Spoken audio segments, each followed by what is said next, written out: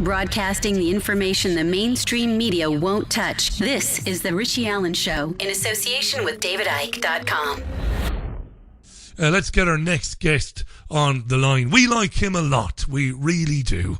He's a former Reform Party nominee for the President of the United States. But, of course, more interestingly, he's a former Central Intelligence Agency clandestine services case officer. He's great. He's been on the show a lot. And he's got a real interesting take on geopolitics, on global events, on domestic politics as well, particularly what's been going on since the election of Donald J. Trump. I will tweet out where you can find him online. There are a number of websites, a lot of interesting stuff, open source intelligence as well. Let's welcome back to the programme Robert David Steele. Robert, welcome back. How are you? I'm good, I guess. I'm waiting to find out if Donald Trump will come to his senses. Do you know what? I was speaking with a mutual friend of ours the other day, Cynthia McKinney. Your ears must have been burning because your name came up a couple of times in the conversation. All good. Cynthia is very fond of you and what you've been doing over the years. So, before we talk about him coming to his senses, and I'm intrigued about the possibility you might get to meet him and his team at some stage in the near future. James Comey, FBI, has come out. Clapper has come out to say, look, there's no way that Obama authorised any wiretaps or asked for any wiretaps on the Trump campaign. What's your analysis of this particular... We've got plenty of time. We've got 40 minutes if you have that time. So we've got plenty of time to talk about a lot of things. On the wiretapping, what's going on, Robert? Well, first off, Trump Tower is assuredly bugged by more than one party. I'm absolutely certain that the Zionists have bugged Trump Tower. I'm absolutely certain that the New York Police Department has bugged Trump Tower. The New York Police Department has one of the top counterterrorism units in the country, and they have way too much money and are out of control in some ways. I'm fairly sure that the FBI has bugged Trump Tower. And I'm moderately certain that NSA has been tracking every phone call. In fact, I'm absolutely certain that NSA has been tracking every phone call and every email reaching Trump's team. Trump himself is said to not use email. So there's no question in my mind, but that Trump is correct. He was bugged. The question of whether Obama authorized it or not is a completely different matter. By and large, the deep state in the United States is out of control, and Obama is a puppet to that deep state rather than its master. So for me, it's two separate issues. Yes, Trump was bugged. No, Obama probably didn't authorize it, but he didn't need to either. Very good. In fact, one of our listeners tweeted in the first hour, you mentioned the NSA there. Don't the NSA bug everybody, Robert? You'll know about David Shaler, former MI5, Annie Mashon, former MI5. One of the things they blew the whistle on was that the UK security services were basically listening to everybody, every major politician. So it's par for the course, like you said, right? Well, it's much, much worse than that. First off, I think every country, particularly Australia, and the United Kingdom, as well as the Norwegians, the Swedes, and others, every country needs to understand that their secret intelligence service is taking money from the Americans and not declaring that money to their parliament or prime minister. That is assuredly against your constitutions and your laws. Second, politicians are being blackmailed by the deep state. Wall Street and the City of London control the deep state and the secret world. The public needs to understand that the secret intelligence services are now out of control, toxic, and very much against the public interest.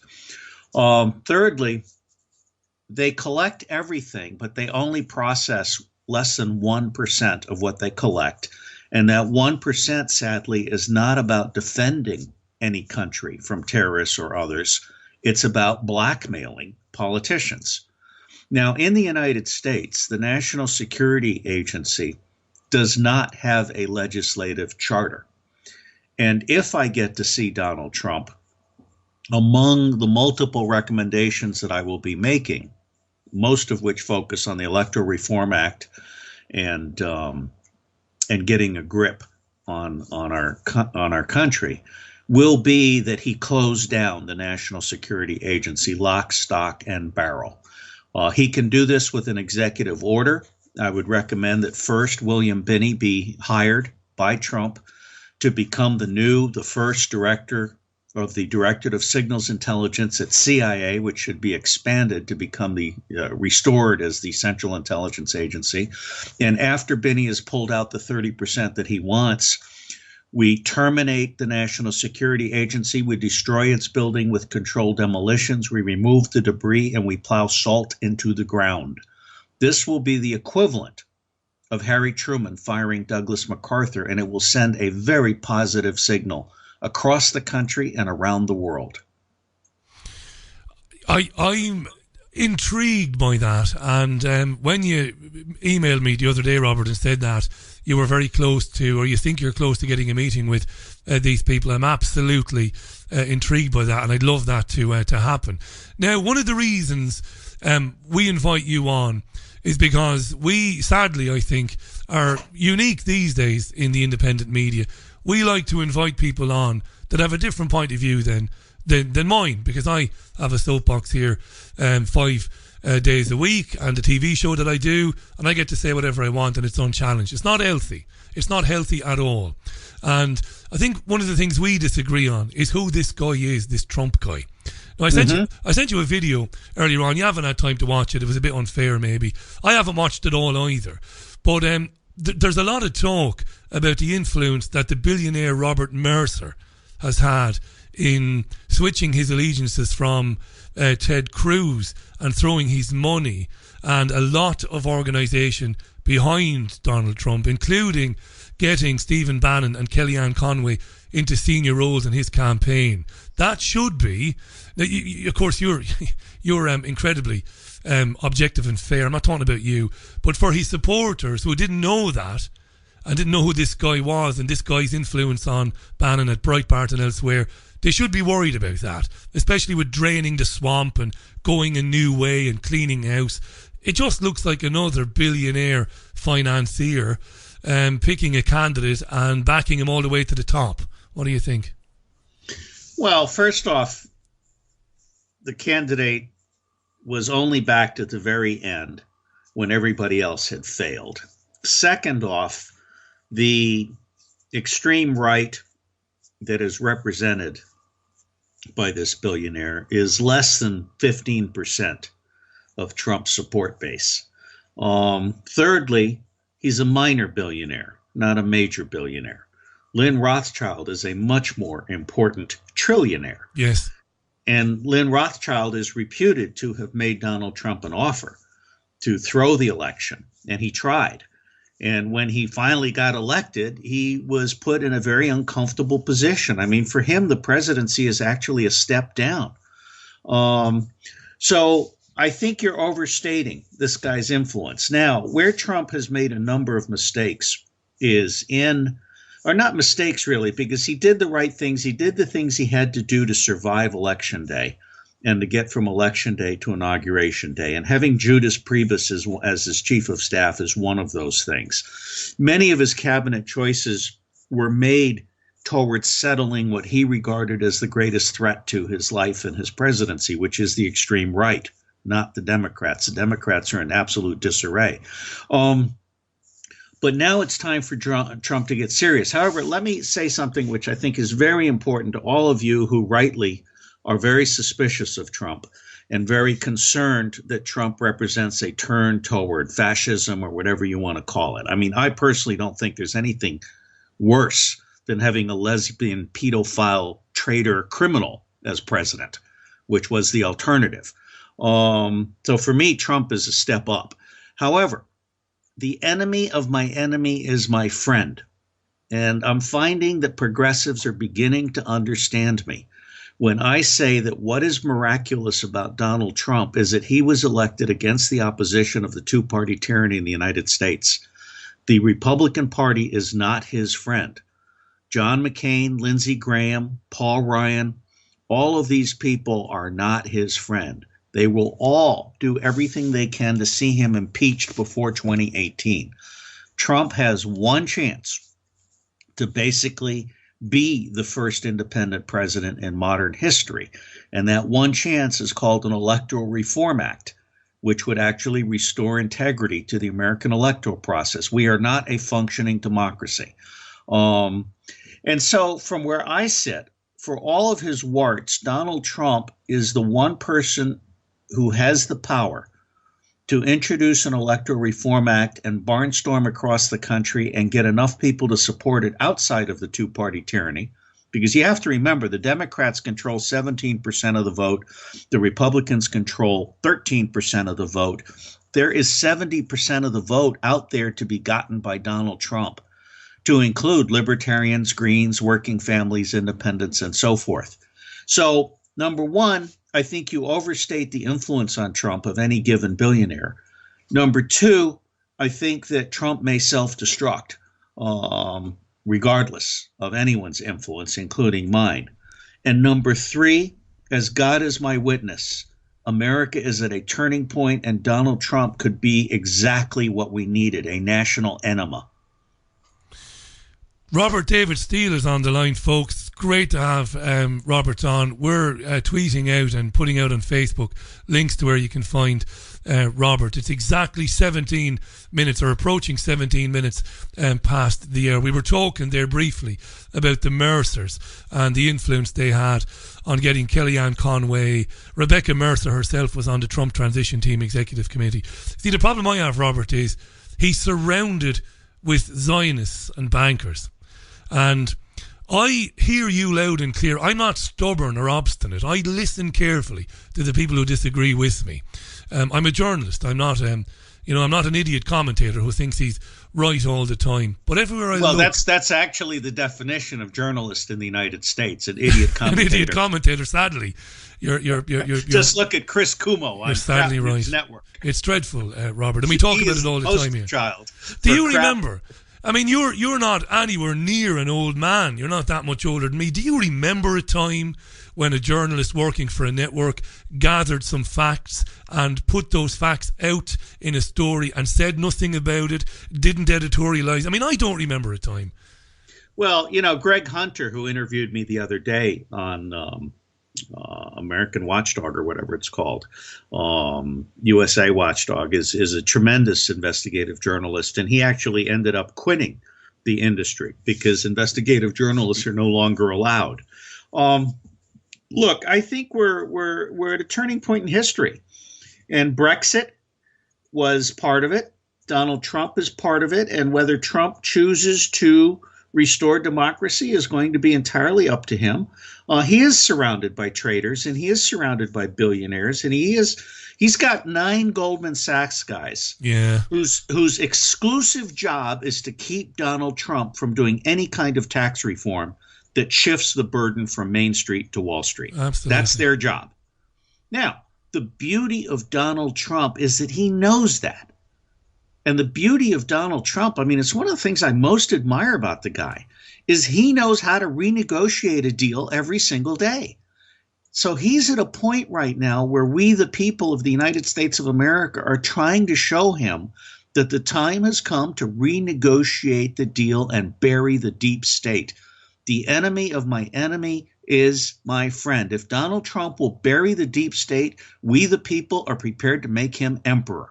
I'm going to very briefly summarize where I am, and you can have a go then back at me.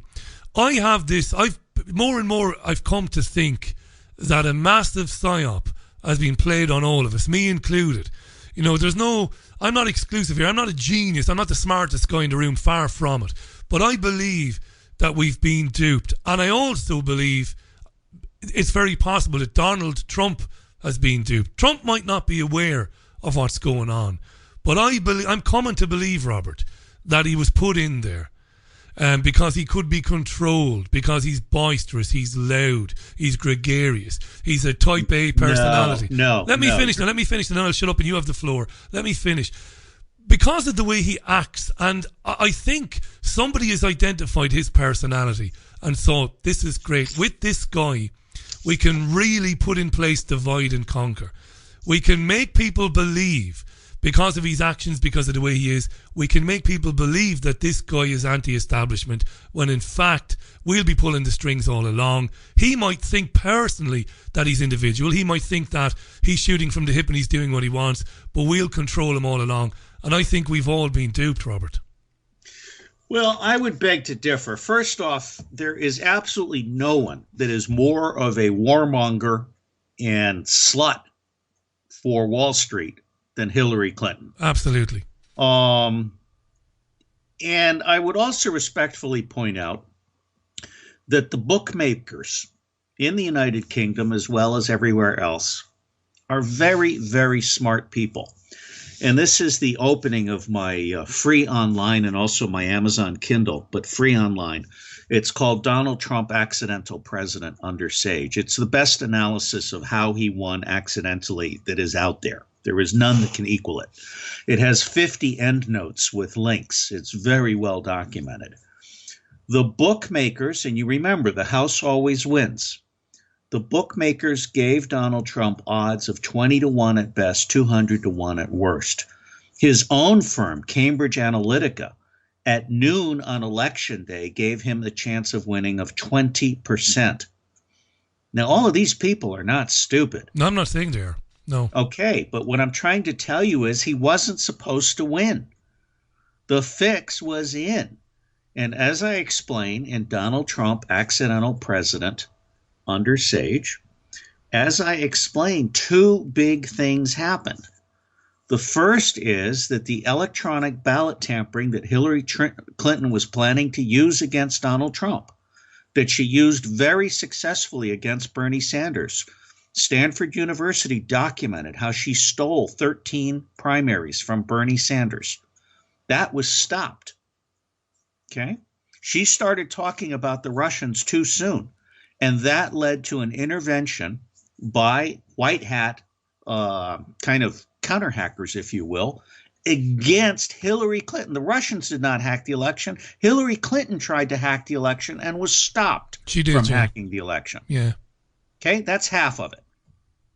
The other half of it are the leaks from the Democratic National Committee. And these were leaks. These were not hacks, and they certainly were not hacks by the Russians.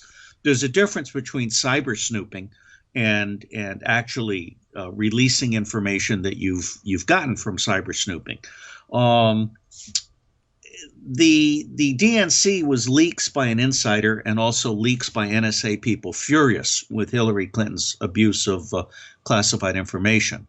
John Podesta was spoofed by a Romanian taxi driver who was in jail in Virginia, in the United States of America. He was in our possession.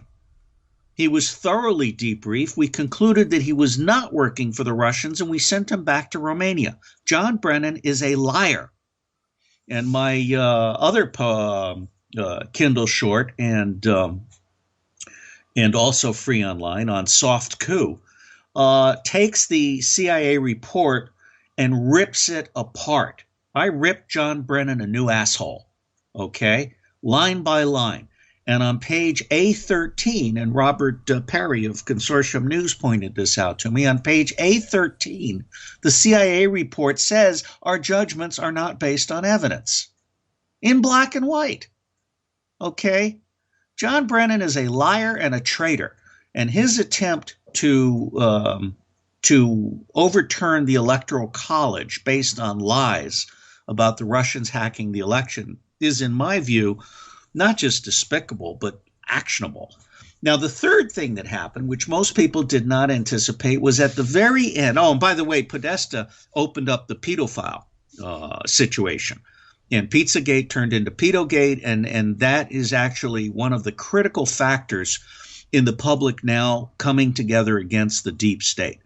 The third big thing was the New York Police Department capturing the laptop from Anthony Weiner, who has turned state's evidence, and Huma Abedin, Hillary Clinton's lover from a very early age. And that basically revealed with absolute certainty that Hillary Clinton was sending classified information to IP addresses in Saudi Arabia and Qatar, It revealed with absolute certainty that she had sold Syria and Yemen to Saudi Arabia, and also for Russian dollars donated to the Clinton Foundation, she sold American uranium to Russia. Okay, of course, the mainstream media is playing the deep state narrative, so they don't touch Hillary Clinton selling out American uranium to Russia. That's right. Yeah, it's absolutely amazing. And the third thing I think that the laptop revealed is that Hillary Clinton does have a predilection for very young female yoga instructors, and that is going to add to the pedophile exposure that is coming forward. I will also say one other thing. The Democratic Party was destroyed by those emails. That is about to happen to the Republican Party. I believe that WikiLeaks is going to tear down the Republican Party, and Reince Priebus, Scott Walker, and Paul Ryan explicitly are going to be destroyed by emails that will be released between now and the 4th of July. I've tweeted the ebooks, by the way, and go to Richie Allen Show on Twitter and just put Richie Allen Show into search Twitter and press enter. You'll see all the tweets. But I've tweeted out where you can get Robert's ebooks, which I've read. I've read Donald Trump, the Accidental President. It's brilliantly written, and it's compelling, and it's incredibly interesting. Look, my final word on this, and I want to talk then about Europe, Russia, and bizarre news from the Metropolitan Police today, Robert. They want the UK to become a nation of spies. They've come out today and said, we filed 13 major terror attacks, and from now on in we want people to become spies. In fact, I'll give you a link in a minute. I'll send you a link over Skype. Listen, my final word on this, and for the moment I'm going to maintain what I've said all along. What I'm going to say is this on Trump. The guy has announced a $44 billion increase in spending for the military. He's talked about, obviously, the embassy in Jerusalem. That's not going to happen. He's backed NATO. He's not taken on the intelligence agencies that have supported and trained and armed the terror groups ISIS, ironically, causing chaos in Syria and places like that. He surrounded himself with all these bankers, as we talked about earlier on.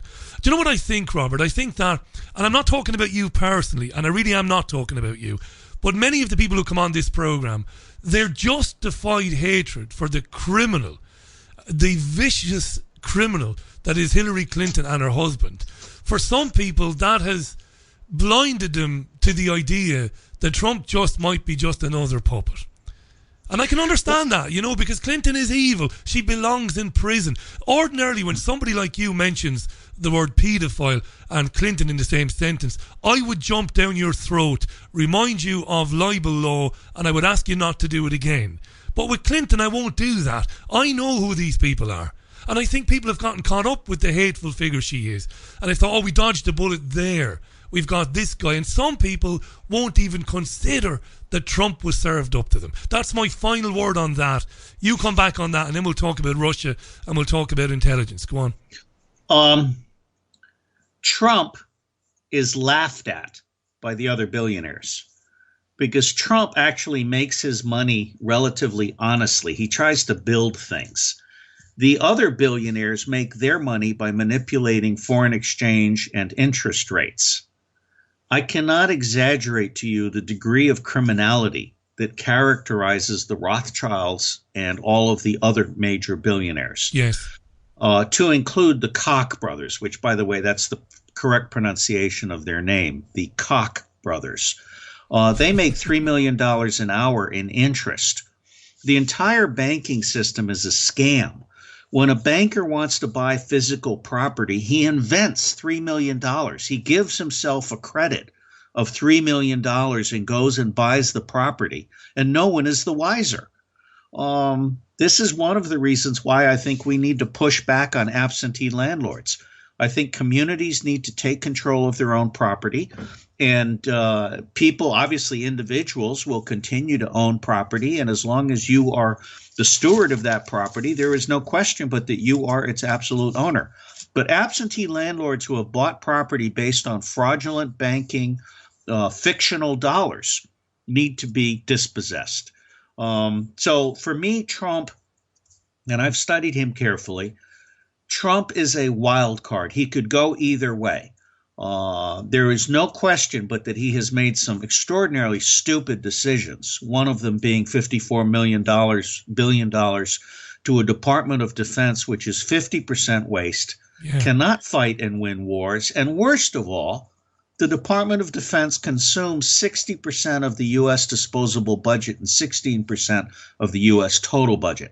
Now, I'm strong on defense. I just finished 3 monographs for the U.S. Army Strategic Studies Institute, which show that we need a 450-ship Navy, a long-haul Air Force, and an armored-up Army, but based at home. We need to close the 1,000 bases all over the world, which are used, by the way, primarily as lily pads so that CIA can smuggle guns, gold, drugs, cash, and small children for the elite.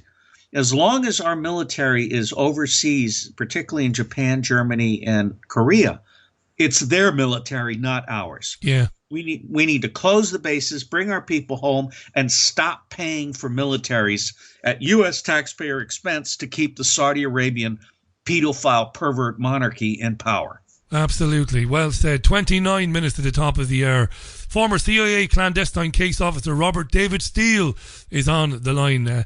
Robert's name has been mentioned a few times lately on the programme. All good to have him on. Loads of tweets on this. I'll just read a few quick ones, and then I want to talk about what the Metropolitan Police in London propose to do about terrorism. It's absolutely bizarre.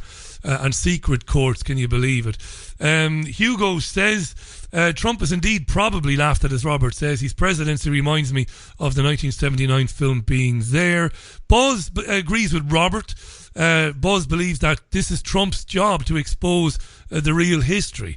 And Buzz believes he is being helped and he is being guided. So he agrees there. Samba says, I disagree with Robert. I believe he was put into power by Zionist bankers. He is controlled. About 50-50 on Twitter. A lot of people saying, Richie, you need to give the guy a chance. It's very, very early. Karen in Glasgow says, really enjoying the show, enjoying listening to Robert. To follow other people's tweets, we've dozens and dozens of tweets coming in. Go to twitter.com, Richie Allen Show.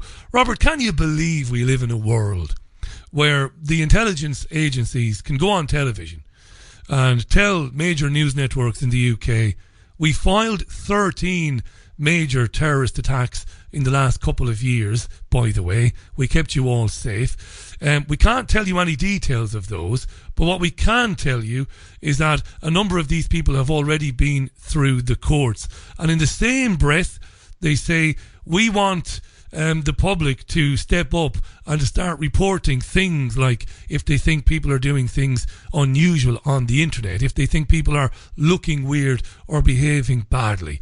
Robert, not to be melodramatic, this is straight out of George Orwell, right? Straight out of the books of Orwell and Huxley and people like that. One of the interesting things that's occurred in the United States, and one of the reasons why I have a certain amount of hope for Donald Trump, is that 3 sacred oxen have been gored in the last 90 days. The first one is, in the United States now, it's clearly understood that John Brennan was lying and that the secret agencies are basically out of control.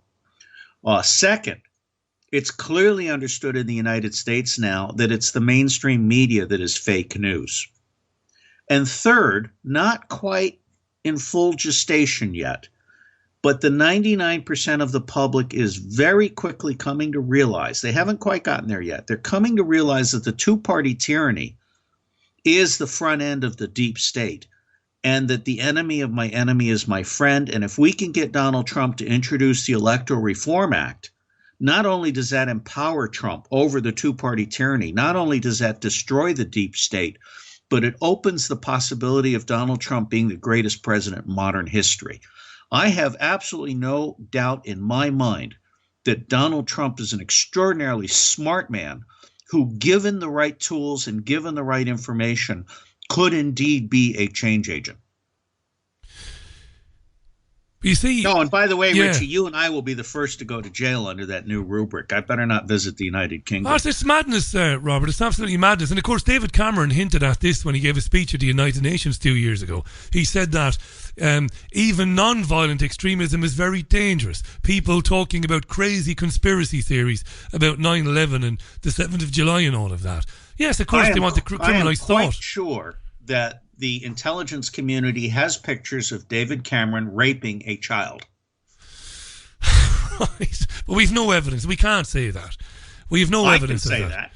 I know, but I'm telling you, do not underestimate the degree to which the Secret Service... I mean, we now know that a past prime minister in the United Kingdom was a pedophile. We know and that, we now know... This is absolutely incontrovertible fact. Yes, but we have no evidence about Cameron doing anything. We shouldn't say that. A guy like you shouldn't say that. You're too clever for that. I'm sorry, Robert. but that is what people need to understand. When Chuck Schumer goes on national television and says that the president better be careful about fighting the intelligence community because they'll always get you, what Chuck Schumer is saying is they got him. Listen, we fundamentally agree the intelligence agencies generally have dirt on everybody, but it's unfair to mention Cameron and child abuse in the same sentence. It is, because he's never been spoken to, he's never been suspected of doing anything like that. So I think that's a bit unfair, and I'm giving you a yellow card there, Robert, for saying that. I'm sorry, but I'll take it's wrong to say that, right? I'll take a red card. No, you won't get a red card. We're not going to fall out. We shouldn't say that. Let me just put this in another way. What the public needs to understand is that there isn't a politician alive today who can be trusted to tell the truth. 100% right. 100% right. And you're right about Edward Heath. But Cameron can't be associated with Edward Heath. There's no evidence that he's done anything untoward like that. He did some stupid things when he was at college, as did George Osborne, his chancellor, terrible things with animals and rituals and stuff like that, which I would find very disturbing and very disquieting. But he doesn't. We shouldn't be mentioning him in the same, in the same vein as paedophiles. On Edward Heath, though, Robert, right? People like David Icke were writing about Heath when he was still alive and challenging Heath to take them on in court if Heath felt he was being libelled. When in your career did you start to hear things about politicians of old and children and stuff like that? When did you come to understand that was going on? It's actually only after I left the CIA and after I left the U.S. government. Wow. And I started doing very broad reading, and I started paying attention to investigative journalists like John Pilger and Jeffrey St. Clair and Nafiz Ahmed and Robert Young Pelton. And that's when I started to realize that, first off, the secret intelligence world is no agency is monolithic. Okay. Generally, taking the CIA as an example, 80% of those people are good people trapped in a bad system. And it's only the last 20% that are doing great evil. And within that last 20%, there are multiple slices of great evil. For example, the CIA has the Safari Club that's funded by the Saudi Arabia royalty, which basically pays for all of the torture and rendition. It has the drone assassination division that is killing 98% innocents. It has the Mossad division, which basically protects the interests of the Zionists. It has its Vatican element, the Opus Dei and the Knights of Malta elements, which includes James Comey over at the FBI. And so what you need to understand is that it's not a secret intelligence agency per se that is evil. It is the fact that within that agency, you then have individuals who can commit great evil under the guise of national security and with the protection of secrecy. So I personally believe that the time has come. And I mean, I was just recommended for a Nobel Peace Prize, which I certainly don't deserve. But I would like to help Donald Trump and Vladimir Putin earn the Nobel Peace Prize together over the next 4 years. And the way we do that is by taking down the deep state and by using open source everything engineering, which I have conceptualized better than most. My book is now cult reading, the Open Source Everything Manifesto.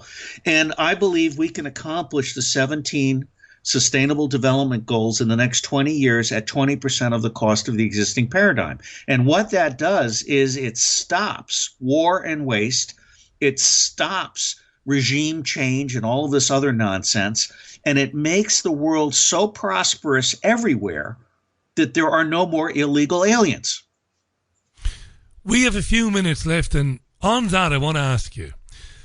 We know that Netanyahu and the Zionists would love nothing more than to partition Syria under the auspices of, well, let's put safe zones in place there because we can't get our own way. You and I have been speaking now for 6 months or so, and you've talked eloquently about what Putin did, how that put a big dent in the cabal's plans for Syria and for the region. But Netanyahu and his ilk, they want to make that a bigger mess than it already is. You've got Putin there standing firm. We're going to do all we can to get the Wahhabi jihadists out of Syria. The Assad government is delighted with that. The Zionists and the warmongers and the neocons, they're not happy. There's talk about boots on the ground. It's never gone away. What do you think is going to happen in the next 6 or 8 months? What sort of pressure is he going to come under Trump? If I'm wrong and Trump has some virtues and he really meant it when he said we've got to move away from interventionism, what sort of pressures is he going to come on to go along with Netanyahu, including going against Iran? He's going to be under enormous pressure. How do you read that, Robert, going forward? Well, let me point out to your listeners that we have 9 million Jews in the United States.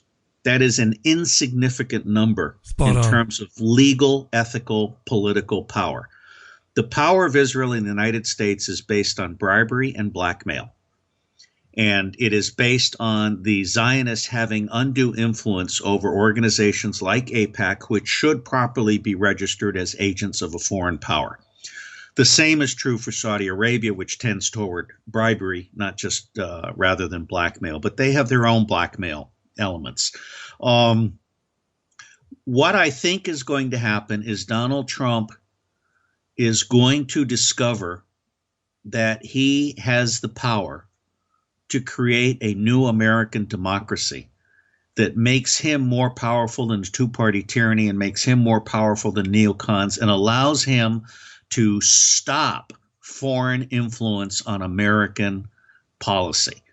I believe Donald Trump in his heart wants to make America great again. He wants to restore the wealth and the health of Main Street.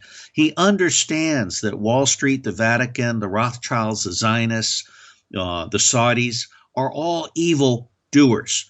So I want to give Donald Trump a break. Now, the problem is, although 1 million people have read my memorandum for the president, which your readers can find at tinyurl.com/memo for Trump, where 4 is a number. And if they just look up memo for Trump, they'll get right to it.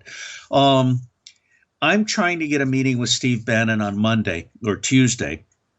And then I may or may not get a meeting with Trump before I leave for Norway, where I still have openings for meetings in Oslo.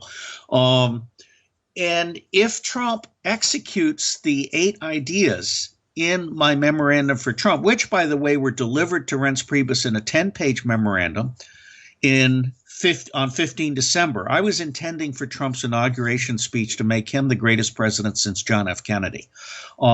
Judas Priebus, as we call him, exists to keep Trump from unrigging the state.